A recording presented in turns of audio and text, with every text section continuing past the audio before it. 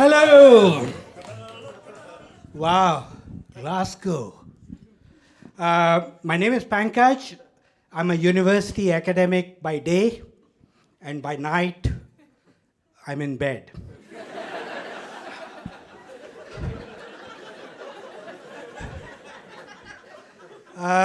Lately, I've been very concerned about losing my job to AI. There was a mention of AI. So I asked my boss, can AI take away my job? No chance, she said, because nobody really knows what you do.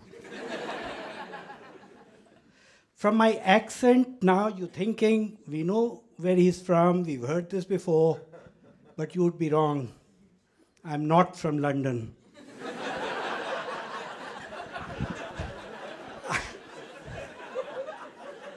I'm originally from India.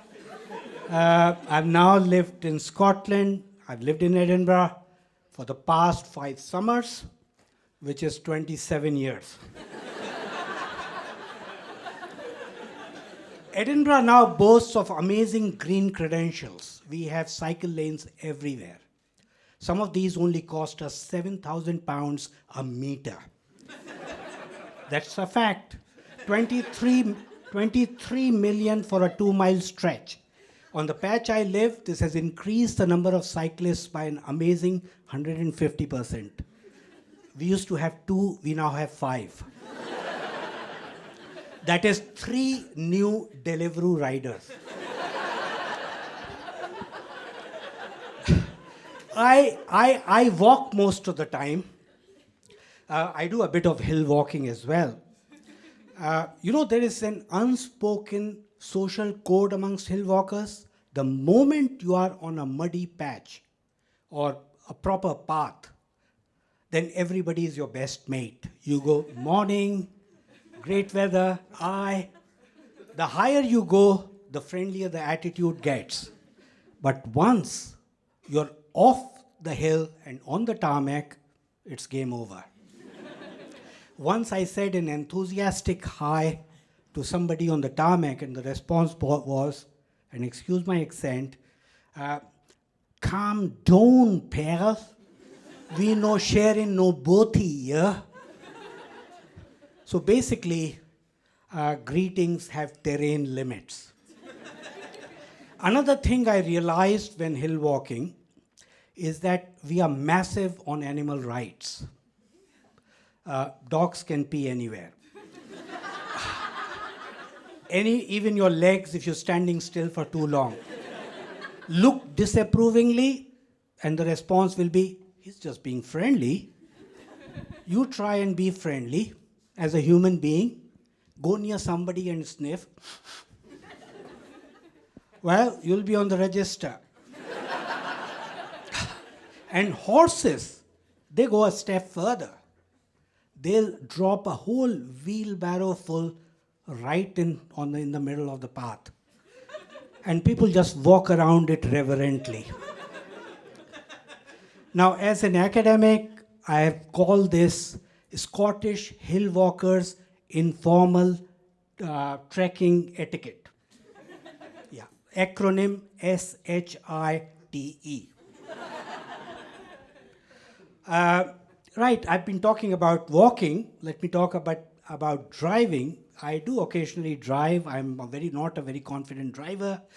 SatNav, which came out about 20 years ago, was a lifesaver. But you know what really changed my life, my driving, was changing the voice on the SatNav from female to male. You see, when it was a female voice, I simply couldn't ignore it. She would go turn left, and I would be like, yes, I will, and sorry for not having done it earlier. Now it's a male voice, and it's a totally different vibe. He goes turn left, and I say, mate, I'm going straight. Deal with it. And he does. He recalculates. As I said, I grew up in India, and I came out of the Elmira as a teenager. For those of you who don't know what an Elmira is, it's basically a cupboard in the UK or a closet in the US. So depending on where you are from, I came out of the Elmira, cupboard, or a closet as a teenager. It was so cramped, narrow, and tight that I came out straight. Yeah, I didn't want to, but there wasn't enough room to experiment. As a teenager then, I had passion. Now I have pension. As we grow old, our visits to the GP increase. In the Netherlands, Germany, and Italy, an average person visits the GP more than 9 times a year. In the UK, the number is 5.3, below 23 EU countries. We are a healthy nation. Thanks, Brexit. In order to improve that average, I actually go and see my GP every week. On some pretext or the other. I've been doing that for the past 1 year, every week, every Friday without fail. Sorry, I actually missed last week. I didn't go last Friday. I phoned in and cancelled. I said I wasn't coming in because I wasn't feeling too well. Also, as we grow old and I meet my old college pals, the question always turns to how successful we've been as parents. So someone will go, oh, my daughter has just launched a new startup. My son's just become a consultant. And I'm sitting there and thinking, my standard is totally different. You know, I regard myself as a successful parent, and I'm very proud of this, because my kids are not drug addicts. That's it. That's it. That's my key performance indicator, my KPI.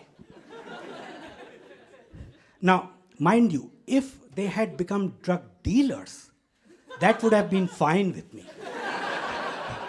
That's entrepreneurial. Yeah? Big margins, high risk, high reward, great networking opportunities, primarily with the police. And if you get caught, 3 meals a day free, free accommodation, and in fact, you can even carry on your business inside the jail. I think we do a great disservice to our kids when we tell them you can become anything you set your mind to it. Not true. We should sit down with them, help them list out things that they cannot become. I must have been 8 years old in primary school when one of my teachers told me I would never be a singer. Now that was fine with me. One less activity to try. One less activity to fail in. I wish she had only told me that I could still become a judge on a singing talent show. Full authority, no talent. So, if your son, any parents out here? Yes, there are a few. Okay. Depends on how, and there will be useful advice for some of your people who want to be parents in the future. If your son does not answer a question with a question and dodges the first question, questions such as, did you break the vase? The real question, Dad, is why did anyone buy such a cheap vase? Then he's not going to be a politician. If they can't argue, if they don't teach, if they can teach you how to use Instagram for free, without charging you by the minute, then they're not likely to be a lawyer. If they can't cut a sandwich straight, then they better stick to being a patient rather than wanting to become a surgeon. Now, there is a career for everyone. Yeah? So no sports, no music, no talent, no skills, no grades. Try become an influencer. That's it. Yeah. Okay, so I'm going to just end on this. There's been a lot of discussion about ethnic identity. I identify myself as Scottish Indian. What does that mean? That means that both halves of my identity, my Scottish identity and my Indian identity, they both rejoice every time in cricket India thrams England. Thank you very much.